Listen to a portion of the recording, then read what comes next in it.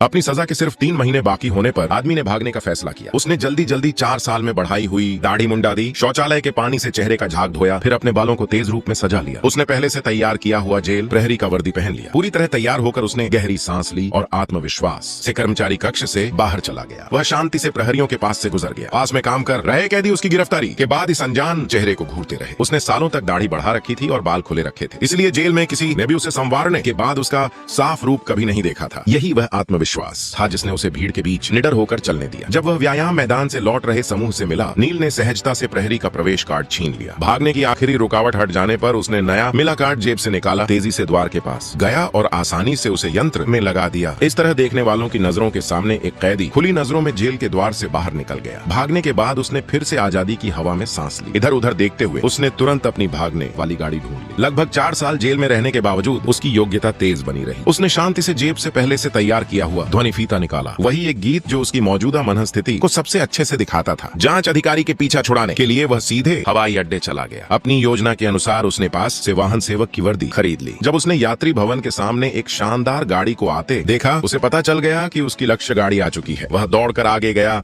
और वाहन सेवक होने का नाटक करने लगा। 1 महीने बाद मेरी अच्छी तरह देखभाल करना। उसने न सिर्फ आलीशान गाड़ी अपने हाथ में ले ली, बल्कि अच्छी खासी धनराशि भी प्राप्त कर ली। अब गाड़ी के आगे लगी स्वतंत्रता की प्रतिमा की सजावट उसकी आजादी को लिए जा रही थी। इसी बीच श्रेष्ठ अधिकारी टिम, जिसने पहले नील को गिरफ्तार किया था, बैंक में बेचैनी से ताला खोलने वाले का इंतजार कर रहा था ताकि वह तिजोरी खोलकर मामले के लिए जरूरी सबूत निकाल सके। जैसे ही ताला खोलने वाले ने संकेत संख्या तोड़ी और तिजोरी खोलने की तैयारी की, टिम को कुछ गड़बड़ महसूस हुई, लेकिन सबूत नष्ट होने से रोकने के लिए बहुत देर हो चुकी थी। अपराधी ने सावधानी से तिजोरी में विस्फोटक लगा रखे थे। टिम का शक इस बात से पैदा हुआ कि 324 की संकेत संख्या जब दूरभाष पर लिखी जाती है तो एक सरकारी जांच संस्था का संक्षिप्त रूप बनता है। यह अपराधी की खुली चुनौती थी। विस्फोट ने सबूत को टुकड़ों में बदल दिया। तिजोरी के अंदर केवल धातु के तार का एक टुकड़ा बचा था जो टिम के कंधे पर आ गिरा। उसने आसपास मौजूद शिक्षित लोगों से पूछा कि क्या कोई इस तार को पहचान सकता है, लेकिन प्रश्न पूछते ही पहले चहल पहल वाली भीड़ पूरी तरह शांत हो गई। विस्फोट से सुराग खत्म होने पर टिम परेशान था। तभी प्रशिक्षु अधिकारी डायने ने एक और बुरी खबर दी। नील और कैथरीन भाग गए। नील को पहले पकड़ने वाला इकलौता अधिकारी होने के कारण संघीय प्रमुख ने स्वाभाविक रूप से उसे फिर से पकड़ने का काम सौंपा। काम मिलते ही टिम तुरंत जेल पहुंचा ताकि नील के भागने की पूरी घटना की समीक्षा कर सके। नील की कोठरी में प्रवेश करते ही उसकी नजर तुरंत दीवार पर बने समय के निशानों पर गई। जो आदमी रोज रोज अपनी सजा गिन रहा था, उसने सिर्फ 3 महीने बाकी होने पर भागने का फैसला किया। यह पूरी तरह तर्क के खिलाफ था। टिम ने निष्कर्ष निकाला कि ऐसा फैसला किसी अचानक आपात स्थिति के कारण लिया गया होगा जो तुरंत ध्यान मांगती थी। उसने तुरंत नील की हाल की मुलाकातों का विवरण मांगा। विवरण में देखा कि नील की प्रेमिका केट हर सप्ताह आती थी, लेकिन पिछले कुछ सप्ताहों से नहीं आई थी। उन्होंने उसकी आखिरी मुलाकात का दृश्य देखा। केट के विदा कहने के बाद टिम ने नील की गहरी भावनात्मक बेचैनी को ध्यान से देखा। टिम ने तुरंत निष्कर्ष निकाला कि नील अपनी प्रेमिका से मिलने के लिए भागा था और उसने पहले केट के घर की तलाशी लेने का फैसला किया। जैसा अपेक्षित था, नील केट के घर में फर्श पर बैठा था।